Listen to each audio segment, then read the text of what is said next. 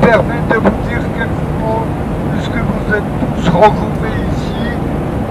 Je vous rappelle que je suis Elie Buzyn, un rescapé de cet endroit que vous allez visiter. Et j'ai accepté à titre exceptionnel de vous accompagner, parce que j'ai déjà fait un voyage, le même il y a quelques mois, et généralement j'évite de faire ce voyage plus qu'une fois par an. Et je le fais par devoir, comme on le fait à la Toussaint ou à la veille du Kippour, de rendre visite à tous les gens innocents qui ont été assassinés sauvagement à Birkenau. Et je pense qu'il est très important que vous veniez rendre hommage à toutes ces victimes innocentes qui ont péri là-bas.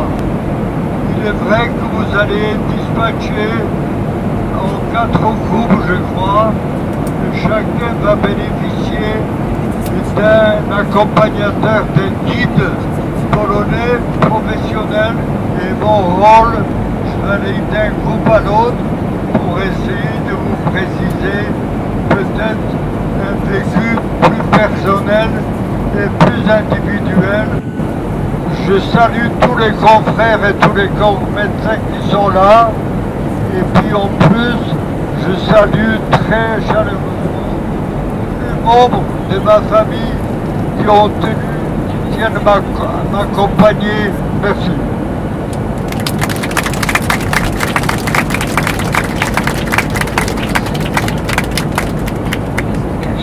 Ladies and gentlemen, we are beginning our descent towards Cracovia.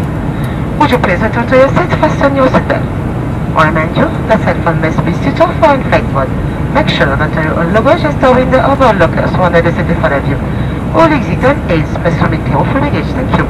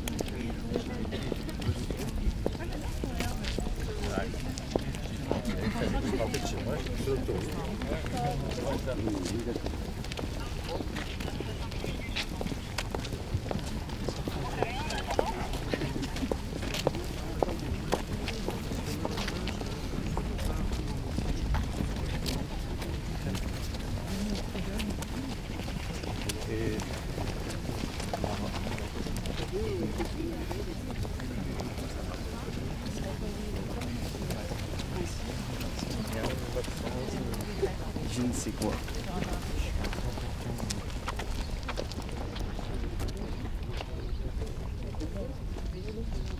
Toutes ces maisons ont été construites après la guerre. Je ne sais pas toutes, bon, certaines existaient quand même.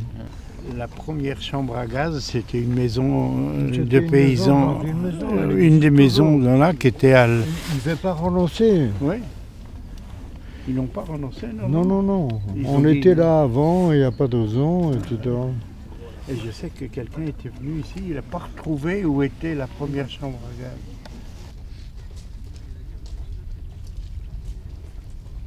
Je trouve que j'ai eu la chance d'arriver ici, enfin la chance entre guillemets, d'arriver qu'en 1944.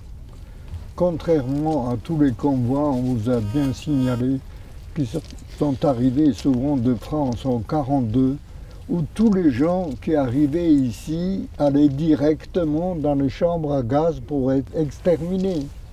Et ce sont surtout les enfants, et mes cousines, mes tantes, tous ces gens-là étaient exterminés pratiquement à 100%.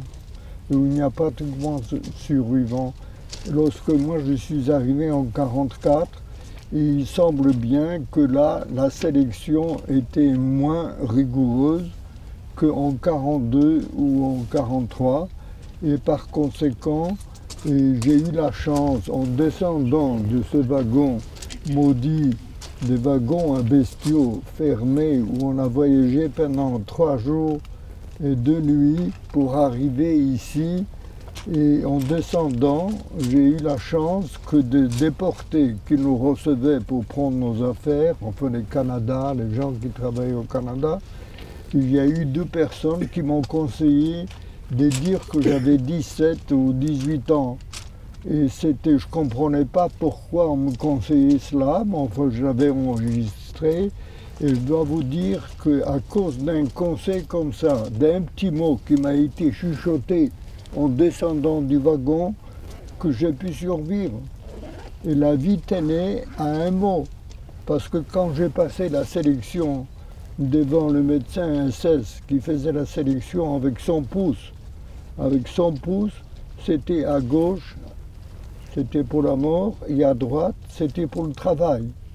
Et quand je suis passé, alors que mes parents, mon père et ma mère, qui ont vécu très difficilement pendant ces 4 années, jusqu'à 44, on a quand même pu survivre, ont été mis à gauche. Moi, il a demandé mon âge, parce que j'étais relativement petit, et j'ai dit que j'avais 17 ans. Il ne me croyait pas, il m'a donné un coup de poing violent dans la poitrine, et il se trouve que je suis resté debout, je ne suis pas tombé, et c'était ma chance, ma survie, parce qu'il m'a fait aller à droite. Sans que je sache ce que voulait dire aller à gauche ou à droite. C'est seulement quand on nous a dirigé, les gens qui sont allés à droite, on nous a dirigés vers Birkenau, et on est arrivé dans ce camp, d'ailleurs qui sentait extrêmement mauvais, on sentait une odeur épouvantable, et quand on a demandé aux gens comment se fait-il il y a cette odeur, et on nous a expliqué que dans ce camp, il y avait des tziganes qui étaient là, en famille d'ailleurs. Ils étaient en famille, les enfants, les parents et tout le monde ensemble. Et les nazis ont décidé que ces tziganes étaient sales, ils étaient dangereux parce qu'ils pouvaient diffuser des maladies contagieuses ou infectieuses. Ils ont décidé d'exterminer tous les tziganes. Ils les ont emmenés dans les chambres à gaz. Mais il n'y avait pas assez de place. Et ceux qui restaient dans le camp, on les a assassinés, famille entière, en napalm. C'est-à-dire au lance-flamme, on a brûlé tous les gens sur place. Et ensuite, on a éliminé les corps, on les a emmenés. Et c'est pour ça, l'odeur était épouvantable. Et nous, on est arrivés dans cette baraque. Mais j'ai eu la vie sauve parce que je m'étais vieilli de 2 ans. Et ensuite, on m'a expliqué ce que les gens, ce qui étaient les chambres à gaz, et comment on assassinait les gens là-bas.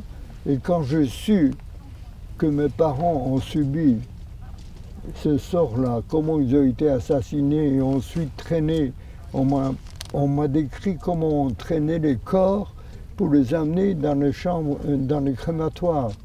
Et on les tirait à bout de bras avec des crochets de boucher, vous savez combien dans la boucherie, on emmenait. Et quand vous apprenez, vos parents ont subi ce sort, je voulais quitter le camp et je voulais les rejoindre. Et on m'a dit que c'était pas possible de le quitter. Et ben, pour 5 ans, j'y suis resté. Et puis j'ai pensé à ma mère et donc je me suis soumis à tout ce qu'il fallait faire pour aller au travail à Auschwitz I. Voilà. Pour aller de Salonique jusqu'ici, il faut 10 jours, pratiquement 10 jours et 10 nuits. Pour aller de Lodz à ici, théoriquement, une demi-journée suffirait, 2 heures. Néanmoins, on est au milieu, pratiquement au moment de la guerre, il y a des bombardements, les trains s'arrêtent très fréquemment et très longtemps. Dans leur machiavélisme, tout était très organisé de façon à créer des conditions. C'est ce que Robert Lifton a appelé le subterfuge médical.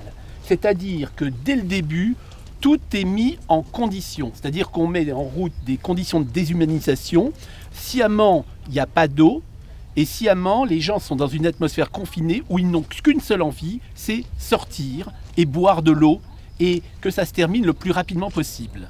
Généralement, les trains arrivaient à la gare d'Auschwitz. Et parfois, il y avait des jours où il y avait des embouteillages, car les trains arrivaient, il y a le calendrier d'Auschwitz, qui est un livre, un énorme livre, dans lequel on voit que chaque jour, des trains arrivent. Que se passe-t-il dans ces moments-là? Généralement, la commandanture demande à ce qu'il y ait un médecin qui se rende ici, à ce point précis, avec l'équipe du Canada, qui est chargée en fait de répertorier, en fait de récupérer les bagages. Ce qui se passe et qui est très important, c'est le facteur temps qui a été remarquablement mis au point par les nazis. C'est-à-dire que généralement, tous les témoignages disent la même chose.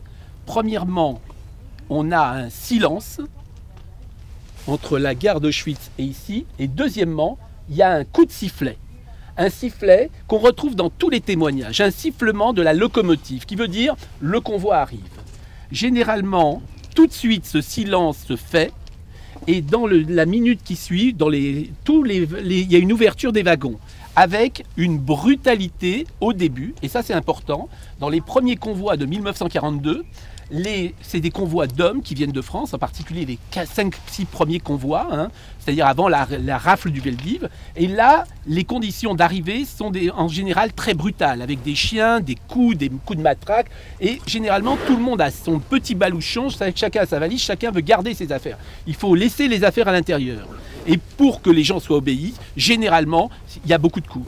Dans un deuxième temps, et c'est là où il y a un machiavélisme des autorités du camp, c'est qu'on décide que finalement, plus on agira avec rapidité et avec calme, mieux la sélection se fera. Et donc, il va y avoir la mise au point. Au début, les gens sont obligés de sauter, puis petit à petit, on va mettre des petits marchepieds pour faire croire que finalement, la destination n'est pas celle que les gens pourraient penser. Vous avez 1,1 million de Juifs qui vont arriver à Auschwitz. Et c'est vrai que ce qui est important de rappeler, c'est que à ce moment précis, vous avez une équipe, et là ce qui est important, c'est les membres du Canada, du convoi, qui cherchent à tous les moyens, qui n'ont pas le droit de dire la vérité, mais qui n'ont pas le droit de parler. Les quelques personnes qui se sont aventurées à parler étaient immédiatement assassinées. Donc ce qui va se passer, c'est que les gens disent rapidement un mot ou deux mots, et donc le cas d'Elie n'est pas unique, c'est-à-dire que beaucoup de déportés vous disent qu'ils ont été informés. Simone Veil, tout le monde vous le dit, c'est un dénominateur commun sur les jeunes. En revanche, vous avez des gens qui vont malheureusement pas toujours comprendre, c'est-à-dire qu'il y a des gens qui vont dire j'ai réussi à survivre parce que pour aller au camp, pour ceux qui allaient dans le camp de travail, il fallait aller à pied, alors que les autres allaient tout à l'heure dans des camions. Et il y a des gens qui disent j'avais envie de me dégourdir les jambes après 3 jours dans une atmosphère confinée. D'autres qui pensaient qu'en allant avec les malades, ça allait peut-être leur donner une vie plus clémente que dans un camp de travail. Beaucoup de médecins vont raconter qu'ils sont in extremis, et ça c'est important pour les convois qui viennent de France. À partir du 4e convoi, vous avez en général 10 wagons dans lesquels il y a à peu près 100 personnes, et il y a ce qu'on appelle le wagon sanitaire, dans lequel on met les femmes enceintes, des gens qui ont des maladies, des gens qui viennent de se faire opérer. Et donc il y a des médecins. Et quelques médecins vont en fait suivre leurs malades, et puis quelques médecins sont remis de côté par les médecins nazis qui les mettent de côté. Alors est-ce que c'est par confraternité? Peut-être. Est-ce que c'est parce qu'on a besoin de médecins? Sûrement. En tout cas, ce qui est important de rappeler, c'est la rapidité avec laquelle tout va se passer. Et une rapidité et un calme tout à fait précis. Et donc, quand tout à l'heure, et c'est très important, et c'est peut-être un des aspects les plus importants à Auschwitz, et ce qu'on en parlait tout à l'heure, c'est que sur l'ensemble du site, il y a à peu près 4 à 5 000 SS. En revanche, il y a en permanence, au total, il y aura 47 médecins qui vont être là entre 1940 et 1945, mais en permanence, il y a 7 à 8 médecins. Mais le médecin joue un rôle important puisque c'est lui et lui seul qui est chargé de faire la sélection. Et d'ailleurs, le médecin exige de faire cette sélection parce qu'ils disent qu'eux sont capables, sur un simple coup d'œil, de voir si une personne est en bonne santé ou si une personne a 16 ans ou pas. Donc en fait, les médecins, qui sont les seuls intellectuels au sein du corps de la SS, jouent un rôle pivot à Auschwitz. C'est pas pour rien que ce sont des médecins qui accueillent les déportés. Un médecin, pour nous, ça nous veut du bien, c'est celui qui nous soigne. Ici, c'est l'inversion des valeurs. Le médecin, c'est celui qui, d'un coup d'œil, nous dirige, décide de notre vie ou de notre mort. Il faut avoir une vue de 2019. Tous les gens, nous on sait ce qui s'est passé ici. Tous ceux qui arrivent ici entre 42 et 44, personne ne peut s'imaginer ce qui se passe dans le camp. Donc ce que disait Bruno est important, il y a une mise en scène ici. On a souvent l'image des chiens qui crient, des hurlements, que c'est violent. En fait pas du tout, il y a un temps où c'est violent, et puis ensuite tout doit très bien se passer. Et on a des témoignages, notamment des Commandos Canada, un Commando Canada en particulier qui s'est échappé du camp et qui raconte après on le voit dans le film Shoah, hein, d'accord, c'est Rudolf Verba qui est ici, qui est Commando Canada ici, et il raconte tout doit bien se passer, il était hors de question d'avoir du sang, etc. sur le site, alors qu'il y a un autre train qui arrive. Ça veut dire qu'il fallait nettoyer, etc. Pour l'instant, on avait tous les trains qui attendaient de l'autre côté. Donc il y a une mise en scène importante. Et elle n'est pas seulement ici, la mise en scène. Elle commence pour les Juifs de France à Drancy. Qu'est-ce qu'on explique aux Juifs à Drancy? Vous allez être transférés à l'Est, vous allez refaire votre vie, prenez un petit bagage avec vous. Et c'est pourquoi, on va le voir cet après-midi, dans le Commando Canada, on retrouve autant de choses. Les gens, ils arrivent ici pour refaire leur vie. Alors on retrouve quoi? Énormément de machines à couture. Les gens pensent qu'ils vont refaire leur vie. On retrouve beaucoup d'instruments de médecine. Les gens pensent qu'ils vont redevenir médecins, etc. Et quand ils rentrent dans le camp, je peux prendre, peut-être qu'on en a, je crois que je vous en ai parlé dans le cas, Ginette Kolinka pense quand elle arrive, elle voit les fumées, elle pense qu'elle arrive à l'usine. Et donc il n'y a pas d'inquiétude. Alors vous savez, on appelle ça Ashkenaz, c'est Pichipoy. On partait vers Pichipoy, on ne savait pas où on allait, c'était là-bas. Et quand il est arrivé ici, il ne se doutait pas. Ginette Kolinka, quand elle marche, elle dit « Ah, finalement, les nazis ne sont pas si inhumains que ça. » Pourquoi? Parce que quand elle est arrivée, bah, son père et son petit frère, ils étaient fatigués. Alors elle les a fait monter dans un camion où il y avait écrit c'était un camion marqué de la Croix-Rouge. Elle leur a dit, les malades, on va vous emmener en camion, on va vous emmener à la désinfection. Et elle a dit à son père et à son frère, monte dans le camion. Bien évidemment, ceux qui étaient fatigués sont ceux qui étaient inaptes au travail selon les nazis. Et donc ils ont été gazés directement. Voilà, mon oncle, le frère de mon père, est arrivé ici par le premier convoi de Paris. Il est arrivé le 30 mars 42, ici, sur cette rampe-là. Il avait 29 ans. Il est arrivé le 30 mars. Le 16 juin, il était mort, assassiné d'un coup de bêche à travers la tête. Voilà, j'ai... Tout à fait. Et vous étiez au Palmar? Moi, j'étais au Palmar. Oui, j'ai ça, la liste de mon oncle. Il s'appelle Schwartz, Judas. Il est né le 30 août 14. Date du décès, 1842. Vous voulez m'emmener? Merci. Qui vient? Non mais ça va avec nous. Vas-y. Parce que je dis, fais comme je dis, ne reste pas tout seul. Mais si, Viens. va avec nous. Vas-y, il n'y a pas deux places. Samuel fait comme je te dis, tiens-lui compagnie. Viens, viens. Le Allez. front, c'est le... Voilà, le plus jeune et le plus vieux ensemble, ça c'est bien. D'accord. C'est bon, mais c'est un peu étonnant, c'est étonnant d'entendre ce qui s'est passé quoi. Oui, c'est étonnant, bien sûr. Faut que tu écoutes, tu es jeune, tu verras plus tard aussi. Enfin, ton grand-père, il était là. Tu trouveras les mêmes. Tu trouveras les mêmes. Pas chez les médecins, j'espère. Et les scooters aussi. Oui, mais on ne savait pas. Pour lui, on peut plus dire ça. Ici.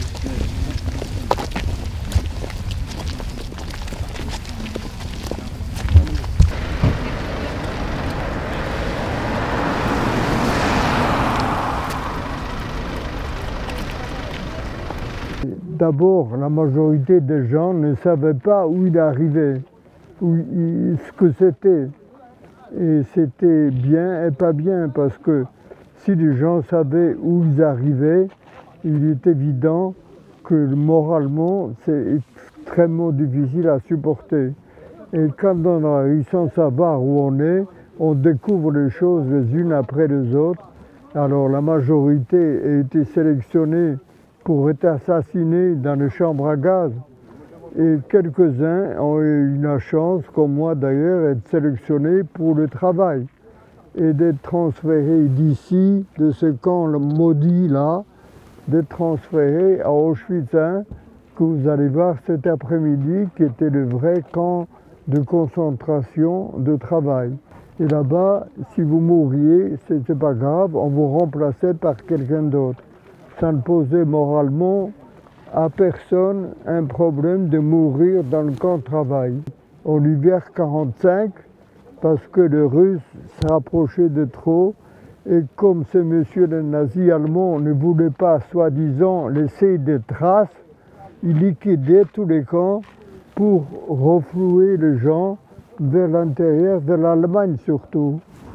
Et c'est comme ça, moi qui étais dans un camp de travail là, à Babitz exactement, qui était à 15 km d'Auschwitz I, nous sommes partis au mois de janvier par moins 15, un froid effroyable. Nous sommes partis à pied, marcher sans savoir où, combien de temps, et on a marché comme ça.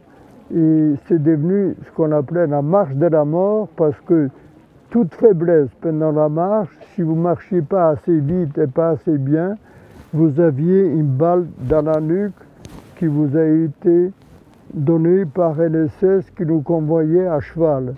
Et comme ils étaient à cheval, ils nous voyaient d'une façon très précise pour voir qui marchait bien et qui marchait mal. Et donc on exécutait les gens vraiment pour un rien.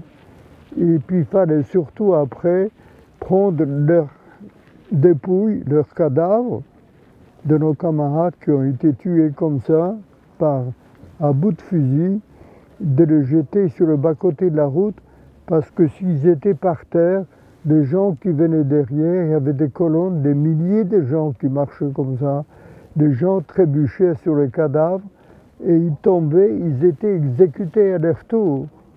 Et donc notre obsession était d'abord de marcher le plus vite, le mieux possible, et deuxièmement d'éliminer les corps sur le bas-côté de la route. Et sur les deux côtés, vous aviez sur des kilomètres des cadavres qui se détachaient dans la neige blanche, des cadavres sombres, et vous saviez que le moindre faiblesse, vous vous trouviez parmi eux. Et je peux vous dire, de cette marche de la mort vous faisait marcher pour arriver dans des wagons découverts à marchandises, pour y voyager encore 3 jours pour arriver en pleine Allemagne, à Buchenwald, à 7 km de Weimar. Voilà.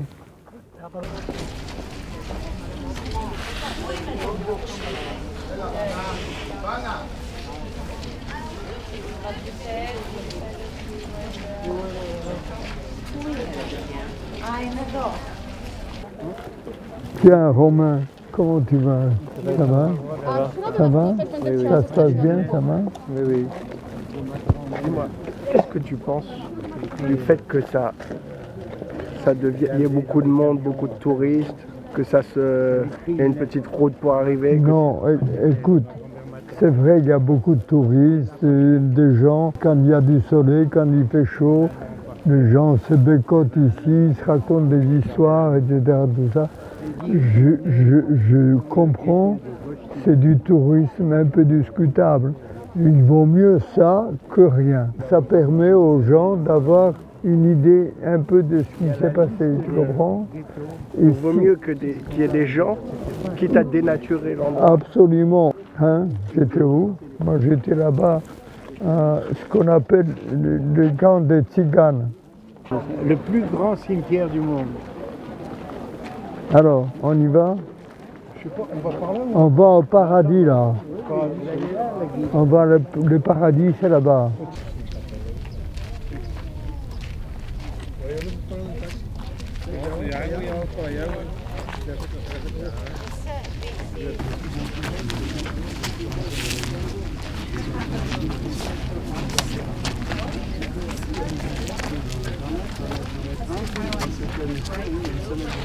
Ça, c'était les camps des femmes, de Birkenau, alors que les camps des hommes étaient en face là-bas. Alors les femmes avaient quand même des bâtiments en dur, vous voyez, Oui. avec des petites fenêtres, comme ça, où les conditions de vie étaient un peu meilleures que dans les baraques au bois là-bas. Ouais. Là-bas, c'était effroyable.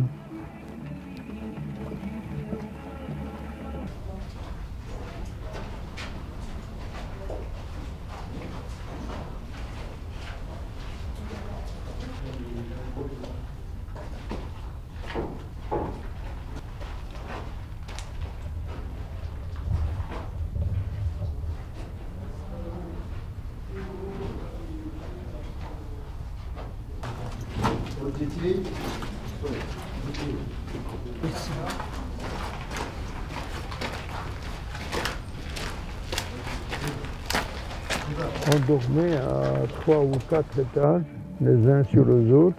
Et le problème était comment faire pour dormir en haut. Pourquoi? Quand vous dormiez en bas, comme les gens n'avaient pas le temps de sortir ou de faire pour leurs besoins au bout de la baraque, eh bien les gens faisaient carrément là où ils dormaient. Comme ce n'était pas étanche entre les étages, les gens qui étaient en dessous recevaient tout en pleine figure.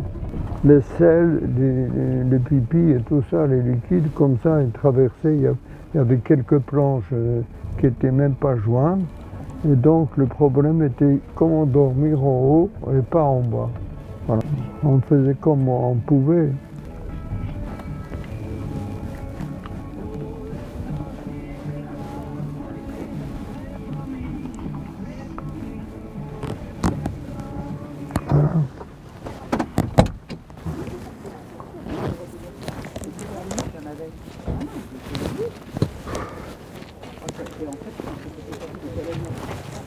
Bonjour, rebonjour.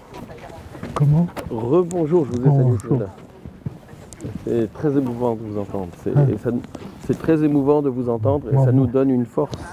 Aussitôt, très rapidement, il faut créer de ces gens, il faut faire en sorte que ce soit des automates, que ce soit des gens qui soient capables que de travailler et qui oublient complètement tout geste de civilisation, c'est-à-dire aider. Et donc, on frappera. Alors, un des exemples parfaits, c'est que quand on parle de la quarantaine, on leur apprend bien sûr à marcher au pas, mais surtout, la première chose, c'est dépister sur un lot de 1000 personnes, les rebelles, c'est-à-dire celui qui est capable d'être rebelle. Et donc, on raconte par exemple que vous avez des convois qui viennent, par exemple, un convoi qui vient de Marseille, c'est des juifs, bien souvent turcs ou d'Afrique du Nord, qui sont assez combatifs.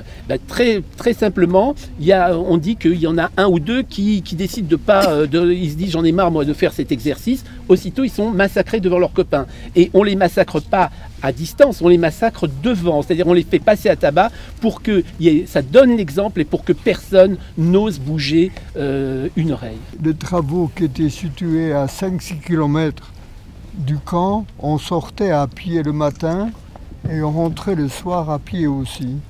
Et le problème, l'obsession était tous les gens, nos camarades qui étaient morts au travail, parce qu'ils ne travaillent pas assez vite ou pas assez bien, étaient assassinés soit par les capots, par les coups de matraque et des choses comme ça, soit par les SS, ils étaient carrément exterminés par des coups à la mitraillette ou au pistolet.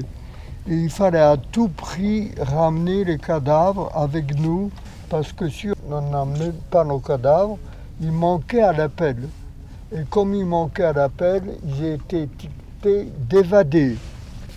Et on savait que toute tentative d'évasion était toujours soldée, parce que l'évasion ici à Auschwitz était très rare.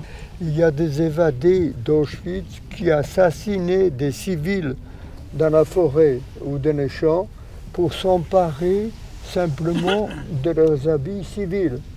Malgré cela, on les retrouvait et on les ramenait au camp. Ils étaient pendus d'une façon systématique devant tous les gens du bloc auquel ils appartenaient. Il fallait qu'on soit dehors, qu'on assiste à la pendaison en disant il a voulu s'évader, il n'a pas réussi, si vous faites la même chose, voilà ce qui va vous arriver. Et je peux vous dire, ces pendaisons en public comme ça, avec les discours adaptés, était très efficace. Elle faisait perdre l'envie à tous les gens qui envisageaient à un moment donné de s'évader. Et voilà. Donc l'obsession, ramener les cadavres. Tout juif qui rentre à Auschwitz entre mars 1942 et décembre 1942 a une espérance de vie très courte et généralement est tué. Deuxième phase, à partir du moment où il y a la défaite de Stalingrad, les nazis veulent utiliser Auschwitz comme une force économique. Et donc, c'est plutôt une extermination scientifique. Et donc, en fait, on décide d'utiliser la main-d'œuvre juive. Ce qui se passe, c'est que très tôt, dans l'esprit des Allemands, l'idée, c'est comment faire en sorte d'utiliser la main-d'œuvre juive tout en faisant en sorte qu'elle ne se reproduise pas.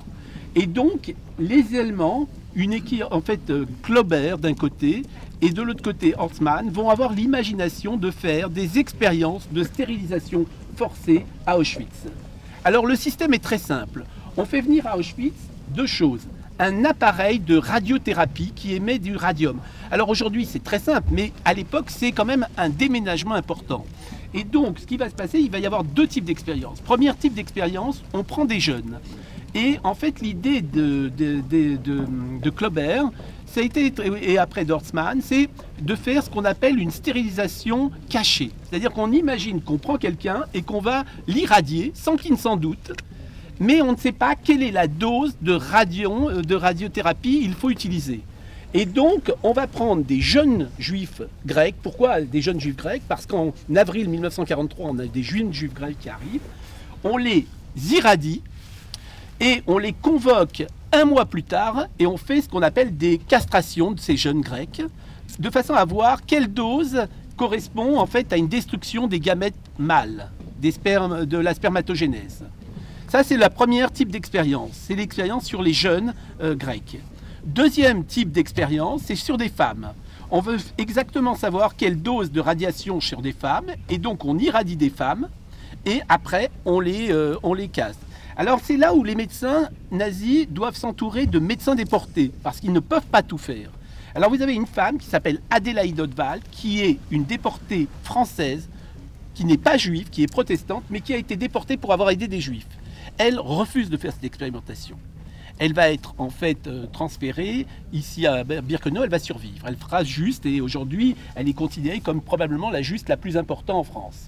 Deuxièmement, vous avez des femmes grecques qui vont arriver, et c'est terrible parce qu'elles descendent du wagon, et en fait, on va les stériliser. Et là, pour vérifier l'ovariectomie, les ovariectomies sont réalisées par des nazis, mais parfois par des médecins.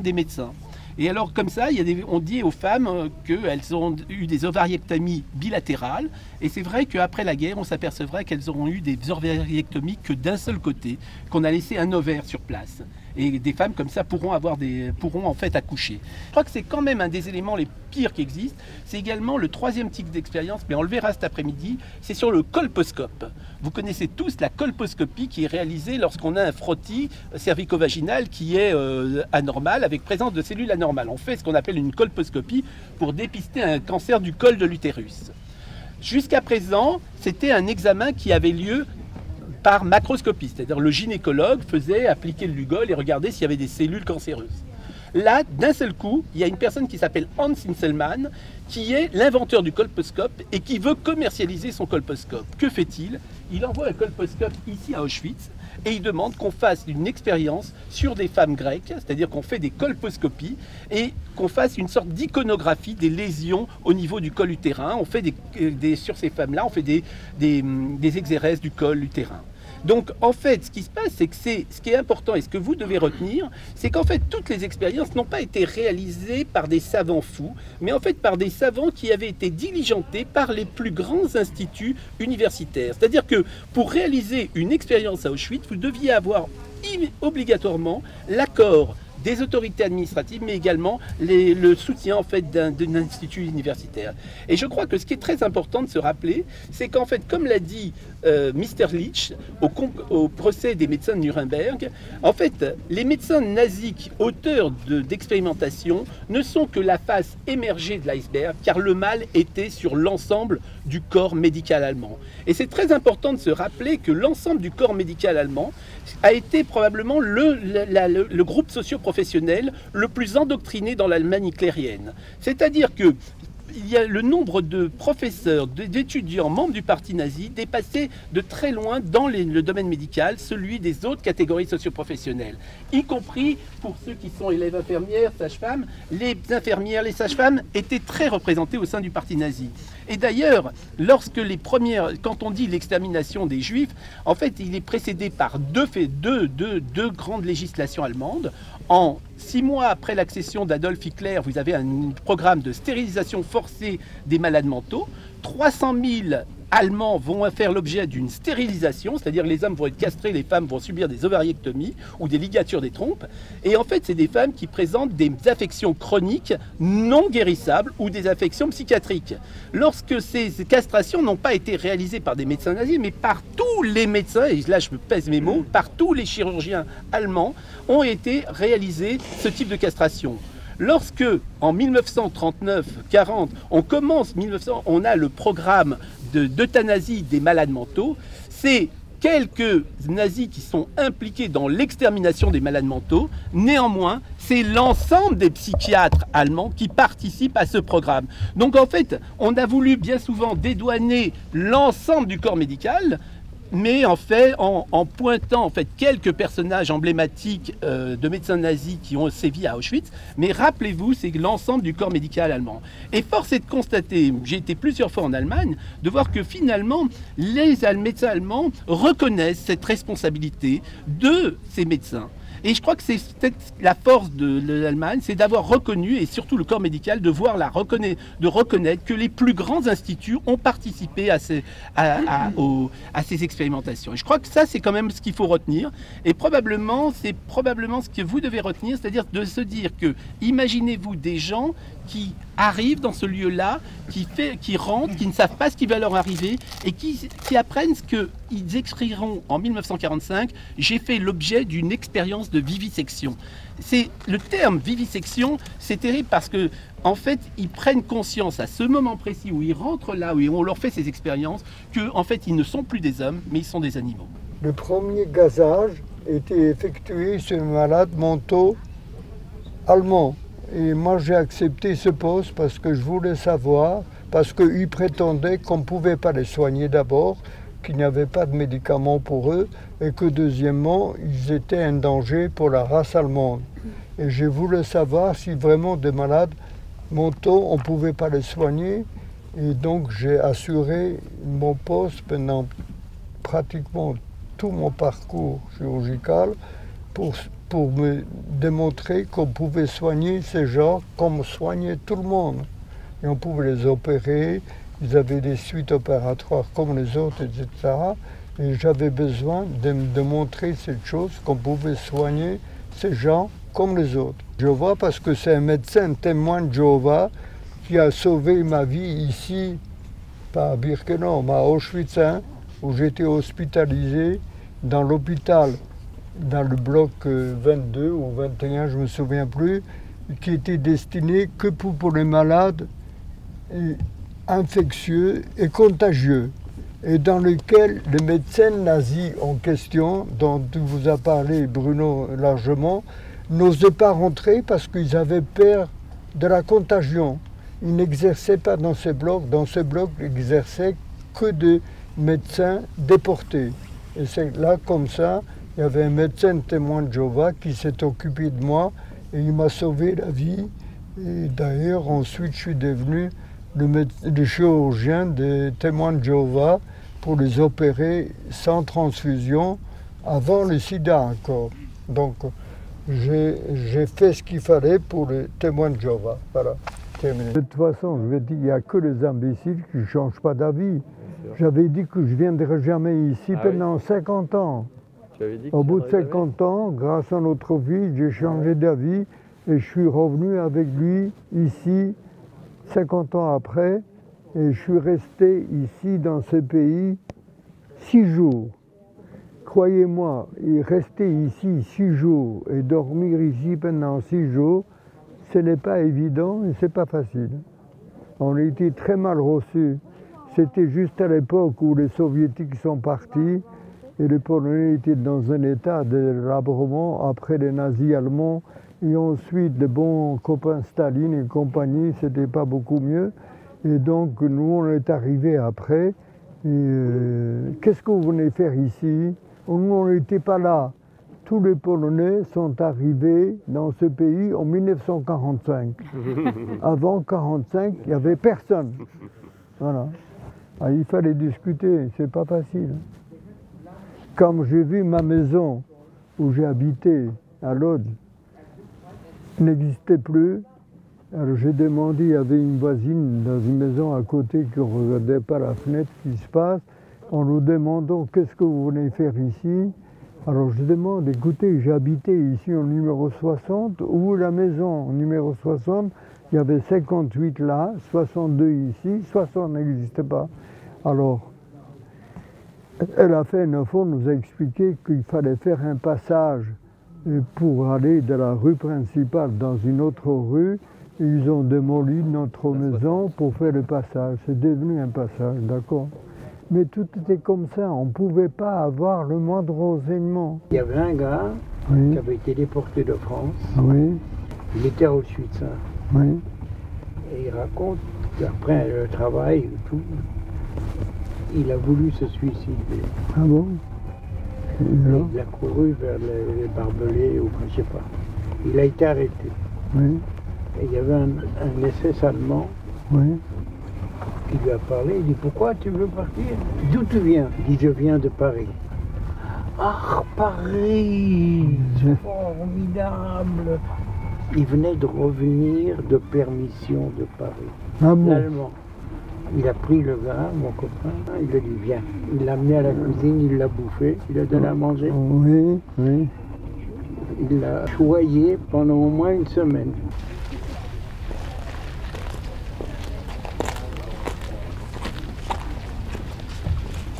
Alors, dans les pavillons, vous avez des médecins déportés qui agissent. Et en particulier des médecins juifs français. Beaucoup de médecins juifs français. Vous allez avoir comme ça le docteur Bendel, vous allez avoir le docteur Weitz, vous allez avoir un certain nombre de médecins qui seront dans ces pavillons et qui aident. Et là, ils jouent un peu à un jeu très particulier, dit du jeu du chat à la souris. C'est pas moi qui le dis, c'est eux. C'est-à-dire que quand une personne a le typhus, les Allemands redoutent le typhus. Donc, quand une personne a le typhus, ça leur fait très peur et la personne est immédiatement condamnée à aller à la chambre à gaz. Donc, les médecins déportés, eux, disent non, c'est pas un typhus, c'est une grippe. Et donc, dans les rapports des médecins, c'est assez intéressant parce qu'il y a des grandes. Ils disent qu'ils ont des véritables discussions avec les médecins allemands. Et puis, il va se passer quelque chose de terrible, c'est que dans le camp, vous avez ce qu'on appelle, ce que Primo Levi appelle la zone grise. En fait, ce sont des déportés qui ont un rapport particulier avec l'autorité, c'est-à-dire qui collaborent avec l'autorité, mais qui, en même temps, aident leurs compatriotes, à la différence des capots qui, eux, n'aident jamais ou pratiquement jamais. Et donc, ces médecins vont tout faire pour aider. Alors, si vous lisez, par exemple, le livre de Elie Wiesel, il est blessé au pied, il va subir une sélection, et pendant la sélection, le médecin ne lui fait pas un gros pansement sur le pied, mais lui fait un tout petit pansement pour que ça passe tout à fait inaperçu. C'est-à-dire que certains médecins vont agir. Par exemple, vous avez une personne qui s'appelle Weinstein, qui, lui, va être sauvé parce qu'il est jeune et il est complètement amaigri. Et il y a un médecin juif français qui lui dit « Est-ce que tu as déjà eu la diphtérie ?» Il lui dit « Oui, j'ai eu la diphtérie quand j'étais petit. » Et il le met dans un pavillon où il n'y a que des gens qui ont la diphtérie. Comme ça, il peut manger leur soupe, parce que les types ont mal à la gorge. En fait, ce que je veux vous dire dans tout ça, c'est que ces médecins vont jouer un rôle important. Et puis, en même temps, ces médecins, ce qui est assez intéressant, c'est que, à la différence des médecins allemands qui ne se posent aucun problème éthique, eux vont se poser des problèmes éthiques. Par exemple, vous avez tous les jours, donc ici, à partir de mai 1944, tous les jours, je dis, arrive le 6 juin 1944, je l'ai dit tout à l'heure et je le répète, il y a eu plus de juifs qui ont été tués ce jour-là que sur l'ensemble du front de Normandie, toutes les pertes confondues, c'est-à-dire il y a eu à peu près 10 000 personnes, c'est énorme. Et donc, ce qui va se passer, c'est que ces juifs arrivent dans leur bagage avec des médicaments. Et donc, vous voyez, il y a des gens qui ramassent les bagages et qui font passer aux médecins des médicaments. Et là, les médecins juifs se posent la question, quand j'ai des sulfamides, parce que c'est le seul, il n'y a pas encore les antibiotiques, hein, la pénicilline a été découverte en 40, mais elle n'est pas encore disponible en Europe occupée. La question c'est, à qui je donne ces médicaments? Et donc ils vont créer, par exemple dans le camp de Monowitz, une sorte de code de conduite. Qui aider? Alors qui aider? Est-ce qu'il faut donner ce médicament à quelqu'un qui est gravement malade ou à quelqu'un qui est capable de s'en sortir? Alors ça c'est important donc point de vue hôpital. Deuxième chose importante, c'est le camp des tziganes. Tout à l'heure, je vous ai parlé de la notion de vie indigne de l'être. Alors tout à l'heure, ce qui est important de rappeler, c'est que dans l'idéologie allemande, qui découle en fait où il y a l'hygiène raciale, qui est alors l'idéologie en vue, l'idée est la suivante, c'est selon laquelle, au sein de la population, vous avez des gens qui méritent de vivre et d'autres qui ne méritent pas de vivre. En fait, ça découle de l'eugénisme, c'est-à-dire que de la même façon qu'on se dit, pourquoi en fait dépenser de l'énergie pour des gens malades ou des gens handicapés ou des gens qui ont des problèmes, et pourquoi ne pas en fait s'occuper et que tout cet argent qui est dépensé soit distillé pour des gens qui méritent d'avoir une meilleure vie. C'est l'eugénisme. Et donc en fait, dans cette théorie de l'eugénisme, on va décider d'éliminer en fait ceux qui ne sont pas dits indignes de l'être, et en particulier les juifs. Alors les tziganes, la question elle est très intéressante parce que en fait Adolf Hitler ne parle jamais des tziganes dans Mein Kampf. Et en fait les tziganes vivent un peu partout en Europe. Certains sont intégrés, certains sont sédentarisés, d'autres vivent dans des roulottes. Et en Allemagne, vous avez beaucoup de tziganes qui sont sédentarisés. Et là, ce qui se passe, c'est qu'en 1943, vous avez les tziganes qui vont être déportés de l'Europe entière et qui arrivent à Birkenau. Mais à la différence des convois de juifs, les convois de juifs font l'objet systématiquement d'une sélection. Là, les tziganes sont amenés tous ensemble, hommes, femmes, enfants, familles, dans le camp des tziganes. Et là, il y aura 21 000 tziganes qui ont été en fait déportés à Auschwitz. Et ces tziganes vont rester plusieurs mois. C'est-à-dire qu'en fait, ils vont commencer en mai 1943 à arriver ici et ils vont rester jusqu'au 2 août 1944. Et les tziganes vivent dans des conditions très dures. Et là, c'est là où il y a une expérimentation, et c'est un sujet sur lequel j'ai beaucoup travaillé, qui est la noma. C'est-à-dire que certains enfants de tziganes vont présenter en fait une affection qui est une sorte de gangrène du visage. Et là, vous avez une personne qui s'appelle Joseph Mengele, qui est responsable de ce camp, qui est un médecin SS. Et Joseph Mengele, il faut comprendre qu'il est né à Günzburg, il est né en 1913, donc c'est quelqu'un qui a 20 ans quand Hitler prend le pouvoir. C'est un docteur en anthropologie et en même temps il est docteur en médecine, c'est-à-dire qu'il a double casquette. C'est un chercheur en anthropologie et en particulier en génétique. Et il devient assistant d'Ottmar von Verschuer, qui est considéré comme le pape de la génétique. Et on pense que Mengele donc, est son assistant le plus prometteur. Il fait une thèse sur les fentes labiopalatines. C'est-à-dire vraiment, on a affaire à un chercheur en génétique. En 1940-39, Mengele est envoyé sur le front français. Il participe à la campagne de France, il participe à la campagne de Russie, et en fait, il va être blessé. À son retour de la campagne de Russie, Ottmar von Verschuer, qui est son mentor, qui est son patron, lui dit « Il y a une excellente opportunité pour toi si tu vas à Auschwitz, comme médecin SS. » Et là, à Auschwitz, il voit donc ses enfants de tziganes, et il voit ses enfants avec cette maladie. Et donc, ce qu'il va faire, c'est qu'il va étudier la noma, essayer un traitement à base de sulfamide, parce que dans l'esprit de Mengele, son but, c'est de faire des publications pour être un jour professeur.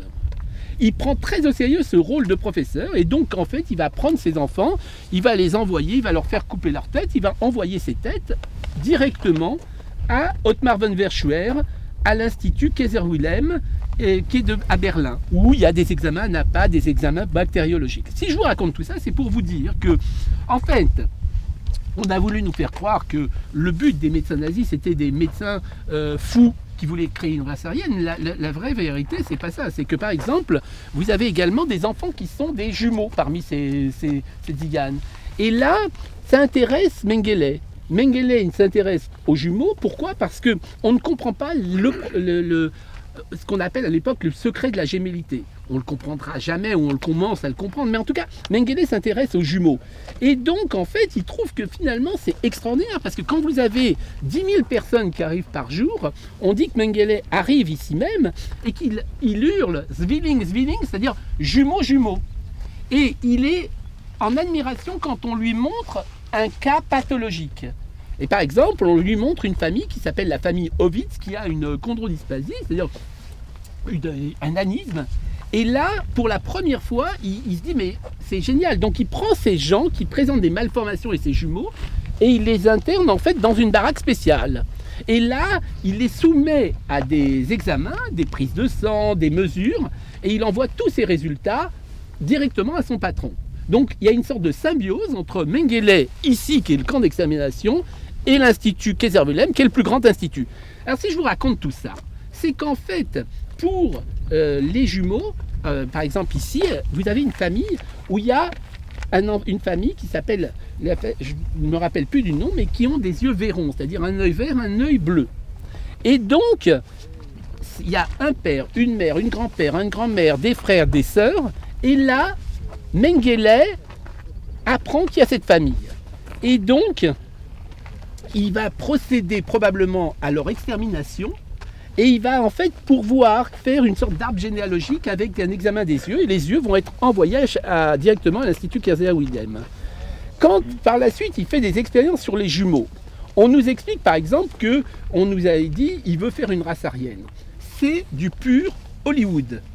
C'est-à-dire qu'en fait, on a créé le mythe comme quoi il voulait créer une race aryenne, mais le vrai substratum de tout ça, c'est qu'en fait, il veut des jumeaux pour pouvoir tester sur eux des médicaments. C'est-à-dire que l'industrie pharmaceutique allemande dispose de certains nombres de molécules. On est en 1944, les Américains ont découvert, les Anglais ont découvert la pénicilline et on est à la recherche d'un agent anti-infectieux. Donc le laboratoire Bayer envoie à Auschwitz, aux médecins SS, des substances anti-infectieuses et on leur demande de les tester. Mais comment on teste ça? Ben, c'est très simple. On prend des jumeaux, on crée une maladie sur les deux jumeaux, à l'un on administre le médicament et à l'autre on n'administre pas le médicament pour voir l'évolution du traitement. Alors si je vous dis ça, c'est que après la guerre, bien entendu, l'industrie pharmaceutique allemande va se garder de raconter qu'elle a participé à des expérimentations, qu'elle a fourni des médicaments. Bien entendu, les universitaires allemandes vont se taire. Donc on va créer ce mythe des savants fous. Donc vraiment, je crois que c'est quand même important. De la même façon que quand on parle de les yeux avec Mengele, on vous parle de Mengele qui veut changer la couleur des yeux pour créer une race aryenne. C'est du pur fantasme. La vraie vérité, c'est qu'il a travaillé sur l'hétérochromie iridienne avec Karin Magnussen, qui travaille à l'Institut Kaiser-Wilhelm et qui publiera en 1949 les résultats de son étude. Alors la question, elle est très simple, et c'est probablement une des questions qui est la plus intéressante, c'est que quand vous avez les convois qui arrivent, vous allez avoir cette famille Horvitz, c'est une histoire extraordinaire, c'est-à-dire qu'ils présentent un nanisme. Mais ils sont nains et ils ont deux personnes qui s'occupent d'eux, des domestiques qui s'occupent, une famille qui s'occupe d'eux. Et là, comme ils savent qu'ils ne peuvent pas s'en sortir, ils disent à Mengele, ça c'est mon cousin. Et donc cette famille va être épargnée parce qu'on pense que c'est de la famille. Et donc eux vont être épargnés, et dont un enfant de 6 mois qui aurait dû normalement aller à la chambre à gaz. Donc je crois que ce qui est important de retenir dans tout ça, c'est de rappeler que quand on parle de mai 1944 et quand on parle d'août 1944, il y a le soulèvement de Varsovie. Les troupes russes sont à Praga. À 50 km, il y a les troupes russes. C'est-à-dire que je crois qu'on entend d'ici les canons. C'est-à-dire que, et malgré tout, on continue à faire marcher les chambres à gaz à plein régime. Et je crois que ça, c'est un des éléments qu'il faut retenir. Je voudrais juste ajouter un petit mot concernant Mengele. Il faut dire que c'était le personnage le plus puissant ici et qui influençait tout. D'ailleurs, c'est lui qui a déterminé combien de personnes on doit mettre dans la chambre à gaz à la fois pour les exterminer. Et un jour, il est venu pour un contrôle devant le crématoire qui est là-bas au bout. et il a demandé combien de personnes il y a dedans. Et on lui a cité un chiffre qui était supérieur du 9 personnes de ce qu'il avait ordonné. Eh bien, il a fait ouvrir les portes de la chambre à gaz avant que l'action soit enclenchée. Il a fait ouvrir, il a fait sortir les 9 personnes qui étaient en trop. Et entre eux, il y avait un ami à moi, Joe Weissblatt, que j'ai bien connu. D'ailleurs, je suis venu à Auschwitz ici avec lui une fois, on a fait un voyage ensemble. Et Joe Weissblatt était dans la chambre à gaz et il a fait partie des 9 personnes qu'on a sauvées, que Mengele a sauvées en ouvrant la chambre à gaz. D'ailleurs, il avait écrit un livre là-dessus. Malheureusement, il n'est plus là, il est mort il y a quelques années déjà. Il est mort de maladie Alzheimer. En tout cas, il a bénéficié de la gentillesse du Mengele. Voilà.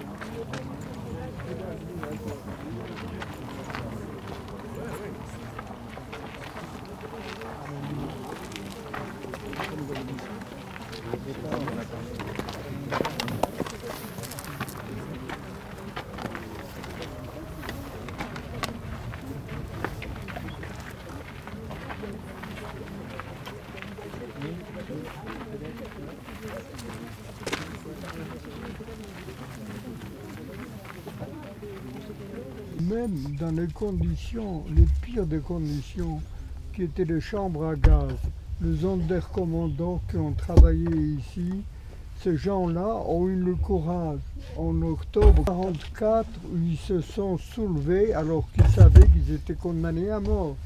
Eh bien, ils se sont soulevés tout de même.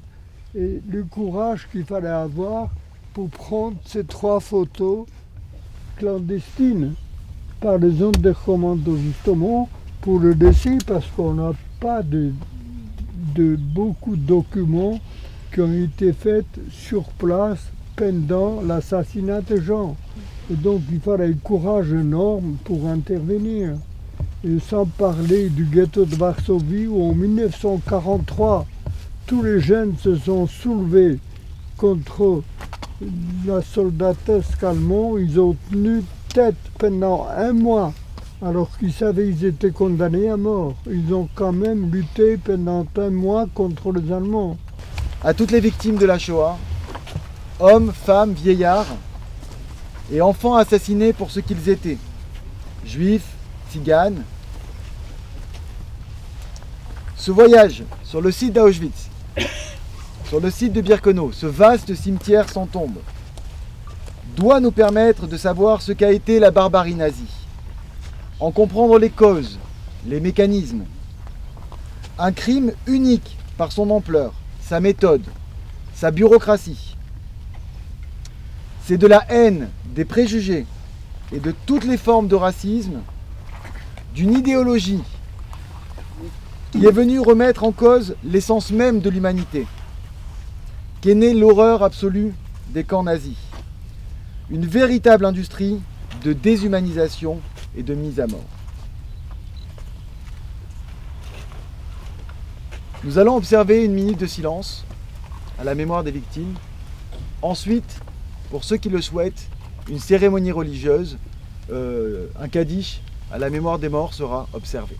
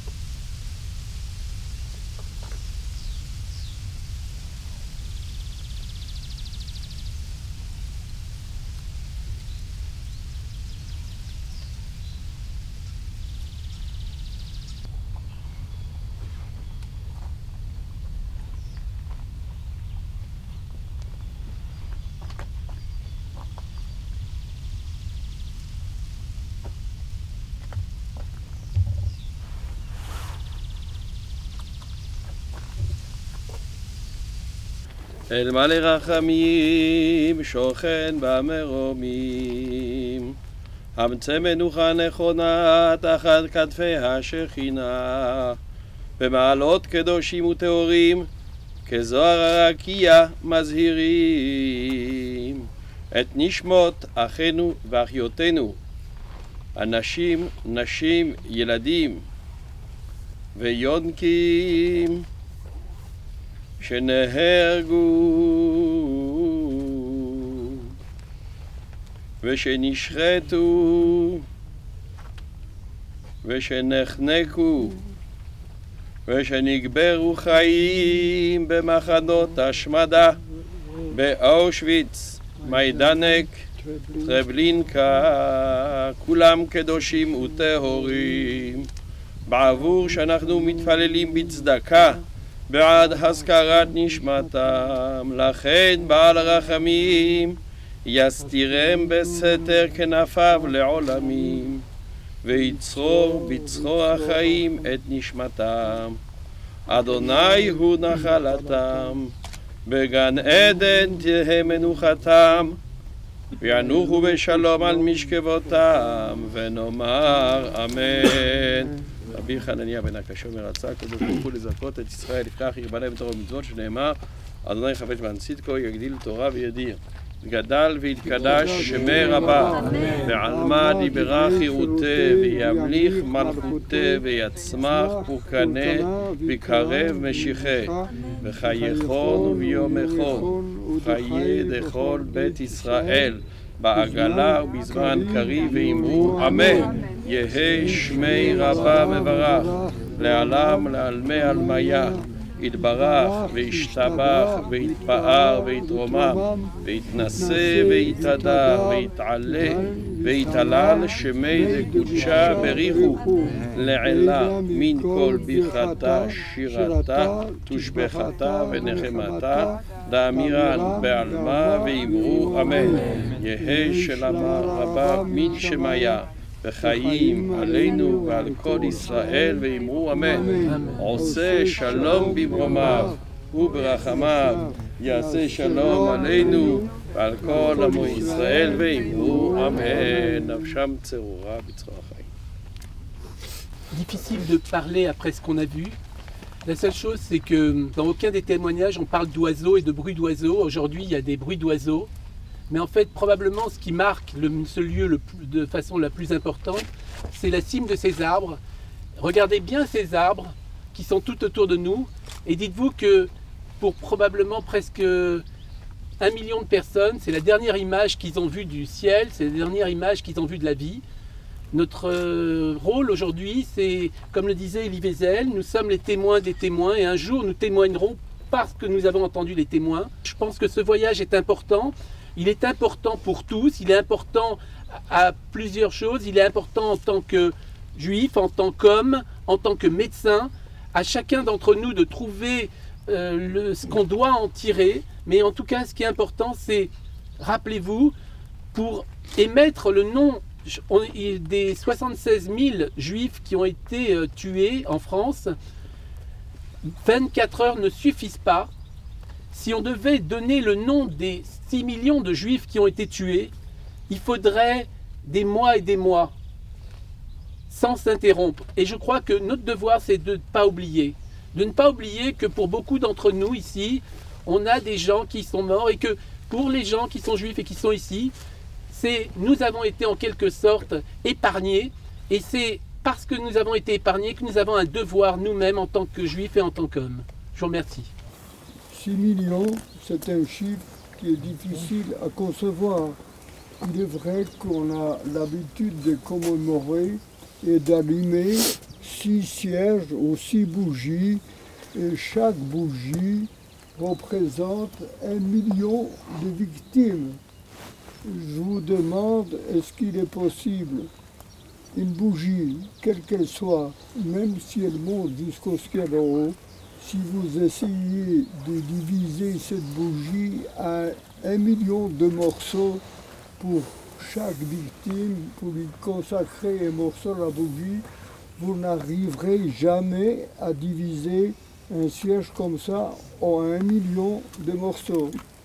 Donc on fait ce qu'on peut, on fait des commémorations. C'est important de le faire parce qu'on y pense d'une façon globale. Et si on met des petites pierres sur le tombeau, ceci également est une habitude extrêmement forte chez les Juifs, où on ne met pas de fleurs parce que les fleurs sont périssables, et au contraire, on met une petite pierre qui est symbolique. C'est une coutume importante qu'il faut préserver, il faut continuer.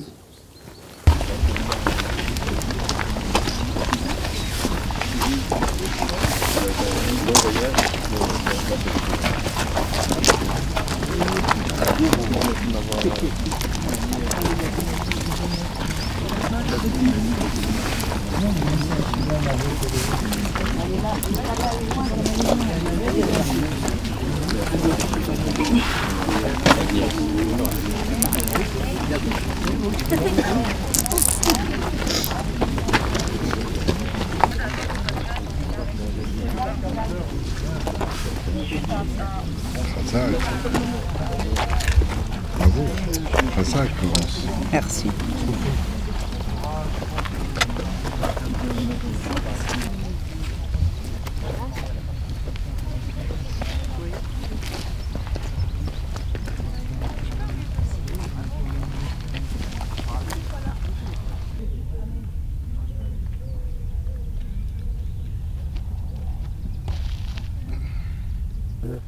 Tu vois, par exemple, ce que j'ai raconté, c'est probablement le truc qui m'a le plus marqué.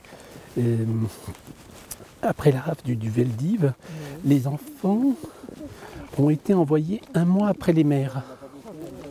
C'est-à-dire qu'ils sont restés tout seuls pendant 1 mois, mais les mères ont été envoyées. Et elles se sont retrouvées toutes seules, les mères, ici. Et il y avait à peu près 3000 mères, avec 3000 femmes qui ont été envoyées sans leurs enfants, mais avec des petits-enfants, etc. Et bon, avec une mortalité pas trop importante, mais parce que c'est des femmes résistantes, des femmes jeunes, tu vois, d'une vingtaine d'années, trentaine d'années. Et quand elles ont vu leurs enfants arriver, aller vers les chambres à gaz, dans le mois qui a suivi, il ne restait plus que 30 personnes. Elles se sont laissées mourir. Tu vois, je disais qu'en fait, ils ont retrouvé les dossiers des 5000 personnes qui ont travaillé ici comme SS. 5,5% avaient l'équivalent du baccalauréat, tu vois. C'est-à-dire qu'il n'y avait que 67 personnes qui ont fait des études supérieures. Et parmi les gardiens, et parmi ces 67 personnes, 47 médecins. C'est-à-dire que, en fait, tu te dis que des médecins ont été les pivots de tout ce système. Les ordres étaient donnés à charge des personnes de mettre en place le système. Donc c'est un médecin qui est à la base de l'idée du Zyklon B. Cette industrialisation de la mort, elle est terrible, quoi. C'est-à-dire une usine de mort, quoi. Tu vois, ça n'avait jamais été fait. C'est-à-dire que même cette façon de créer un camp, tu vois, comme ça, avec des barbelés, avec un système très organisé, enfin, tu vois, avec une répartition du camp, enfin, ça n'avait jamais été imaginé auparavant, tu vois. Et donc c'est des esprits complètement démoniaques. Enfin, moi je trouve que...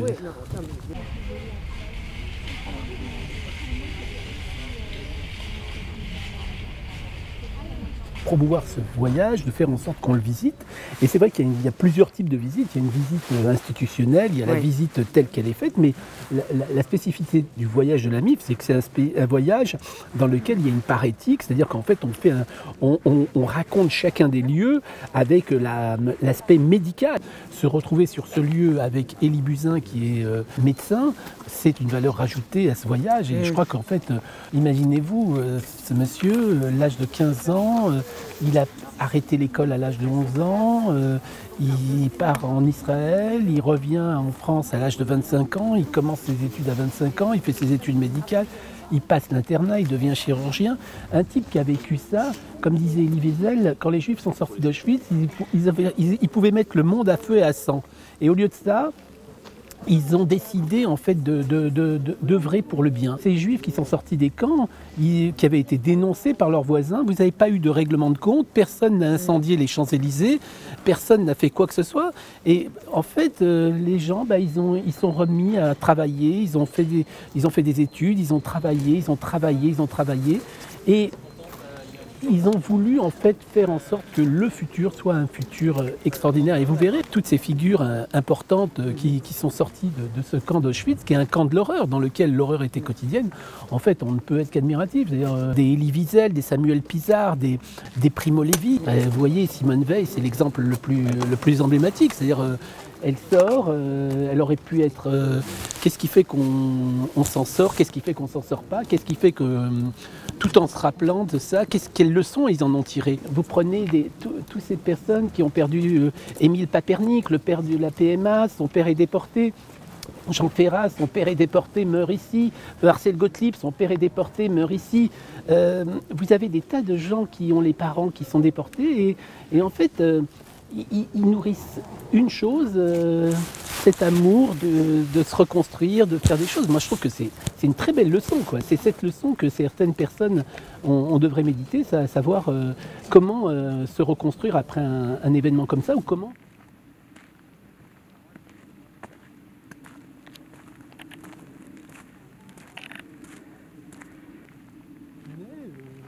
Et, tu vois, dans le village de ma grand-mère, avant la guerre, il y avait peut-être 10 000 juifs. Après la guerre, il reste 30 personnes. Et il y a un couple qui décide de se marier. Ils font le mariage. Et le lendemain, on ouvre la porte, ils avaient tous été égorgés. Je veux préciser tout de même concernant justement le nom. Vous savez, malheureusement, pour nous, pour la communauté juive mondiale, le nom a une importance primordiale.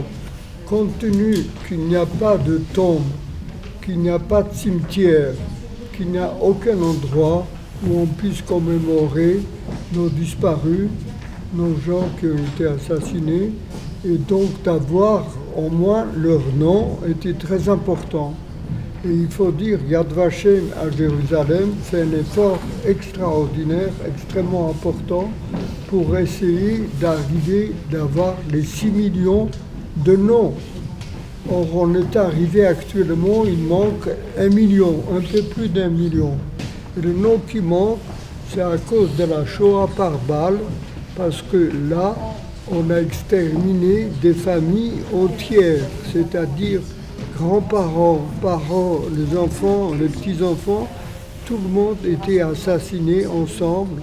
Et s'ils n'avaient pas un membre de leur famille qui avait émigré avant la guerre, dans les différents pays extra-européens surtout, il n'y a personne pour rappeler leur nom. Et récemment, les pays baltes et l'Ukraine ont ouvert leurs états civils.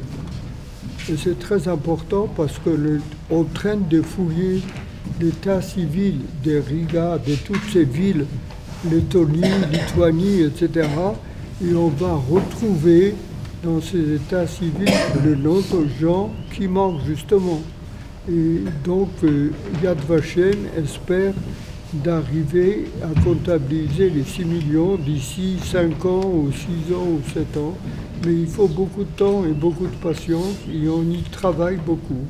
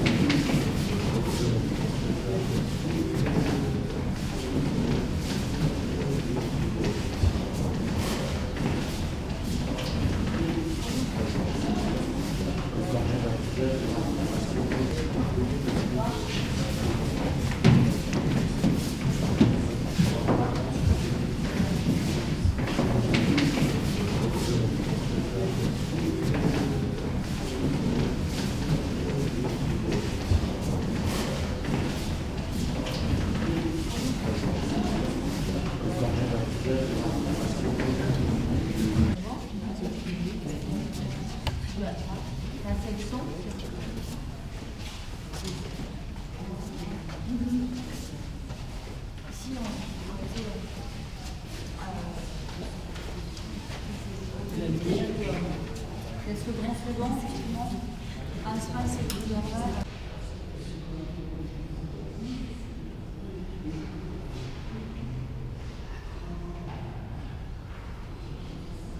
Je voulais absolument être fidèle à un ordre que ma mère m'avait donné en 1942, dont je vous ai parlé cette année, où j'ai eu ma bar mitzvah, j'ai eu mes 13 ans. Et c'est à l'occasion de cette bar mitzvah que ma mère m'avait conjuré de faire tout ce que je pouvais pour survivre à cette guerre, parce qu'elle était sûre qu'elle ne pourra pas survivre, ni mon père, ni ma soeur qui était malade, et mon frère qui a été assassiné en 1940, eh bien, elle m'a dit, tu es le seul à pouvoir survivre à cette guerre et essayer de retrouver notre famille en France pour raconter ce qui est arrivé. Parce que nous pensions que l'Europe de l'Ouest était préservée du virus nazi-allemand, sans quoi on s'était trompé grossièrement. Parce que toute l'Europe de l'Ouest a trompé dans le crime aussi. Et c'est ce que j'ai appris seulement après en arrivant en France en 1945. Et par conséquent, c'est ordre de ma mère qui m'a aidé à survivre jusqu'à la libération. Voilà.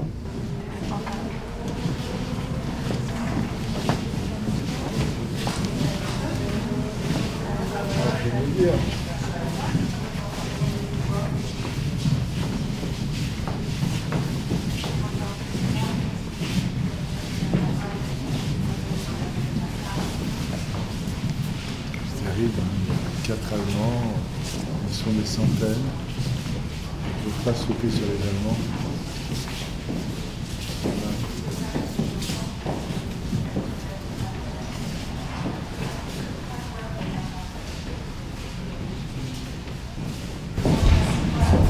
Oui.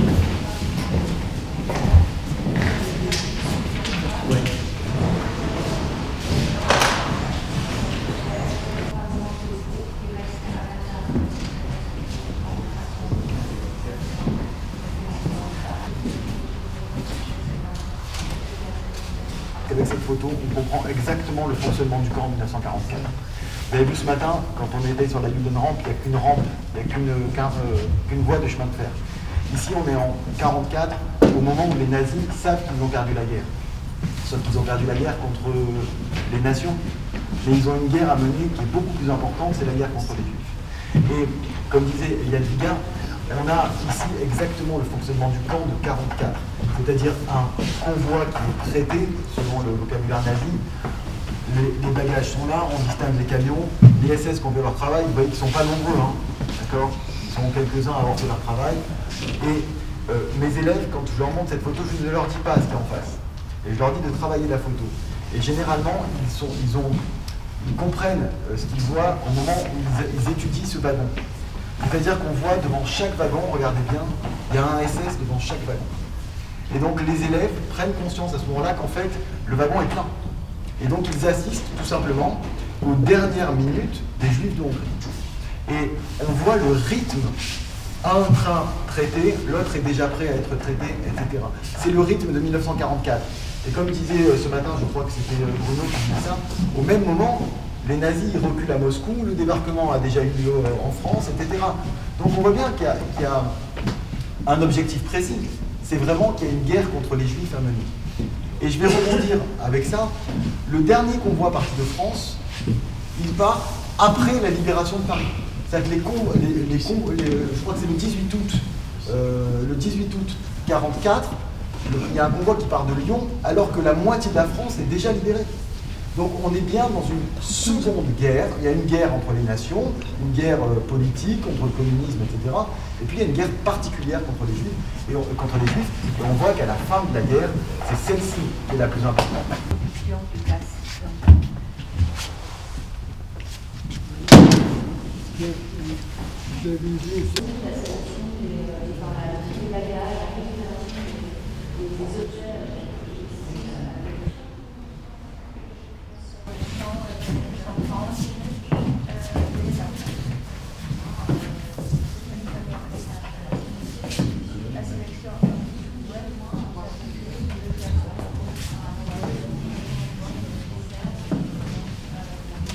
à l'heure on a parlé des évasions. Il faut savoir que cette partie-là, il était décidé par la suite de faire un camp futur. Et donc, le long de la voie ferrée, il y avait emmagasiné du bois, des piles de bois, des planches de bois. Et vous avez deux personnes, dont une personne qui s'appelle Rudolf Vra, qui est un juif tchèque, qui, en avril 1944, est au courant qu'il va y avoir la déportation des juifs de Hongrie. Et donc, la personne décide de s'évader, non pas pour lui, mais pour informer de ce qui va se passer. Et donc, en fait, vous voyez, les planches, ça fait plusieurs mètres de haut. Il va ménager à l'intérieur de la planche une cache, et à deux, ils vont rester entre les planches. Mais ils ne vont pas rester ils vont rester à l'intérieur du camp. Pourquoi? Parce que quand il y avait une évasion, aussitôt il y avait des sonneries un peu partout. On mettait tout autour du camp un système de sécurité, de façon à pouvoir retrouver les fugitifs. Et donc, ils vont rester pendant 8 jours cachés entre les planches, à l'intérieur du camp. Et au bout de 8 jours, ce qui va se passer, c'est qu'on considère que leur évasion a réussi, mais en fait, ils sont encore dans le camp. Et là, dans la nuit, ils vont partir et ils vont rejoindre la frontière tchécoslovaque. Ils vont passer les Carpates, ils vont rentrer en Hongrie, ils vont aller voir les dirigeants communautaires juifs en leur disant il va y avoir une déportation des juifs. Et là, en fait, ils font un plan d'Auschwitz, ils font un plan des fours crématoires, ils font un plan des chambres à gaz. Nous sommes en avril 1944. Un mois plus tard, c'est le début des déportations. Et ce qui va être un des éléments importants, c'est comment les gouvernements ne sont pas intervenus pour bombarder. Et donc, aussi, d'un point de vue médical, ce qui se passe, c'est que lorsque vous avez à Monowitz quelqu'un qui est malade, tous les 15 jours, le convoi arrive à Birkenau, à l'hôpital, où là, ils sont l'objet d'une sélection. C'est-à-dire qu'en fait, les exterminations n'ont pas lieu dans les petits camps, mais restent toujours dans le côté à Auschwitz-Birkenau. Et pour les médecins, ce qui est important, c'est le camp de Rajko, parce qu'il y a un laboratoire de bactériologie qui est sur place, dans lequel vont être employés des médecins juifs, qui vont travailler sur la bactériologie. Alors tout à l'heure, on a parlé du côté éthique, et il y a un des médecins qui s'appelle Désiré Hafner, qui dit on m'envoie des prises de sang pour savoir si les malades qui sont dans l'hôpital ont ou pas le typhus. Et il dit, on truque les examens en disant qu'il n'y a pas de typhus. Parce qu'on sait que si on dit qu'il y a un typhus, alors non seulement les personnes qui ont le typhus seront massacrées, mais également toutes les personnes qui étaient dans la baraque. Parce que bien souvent, en fait, les Allemands avaient des attitudes assez radicales. Quand une personne avait le typhus, ils massacraient tout le monde. Voilà.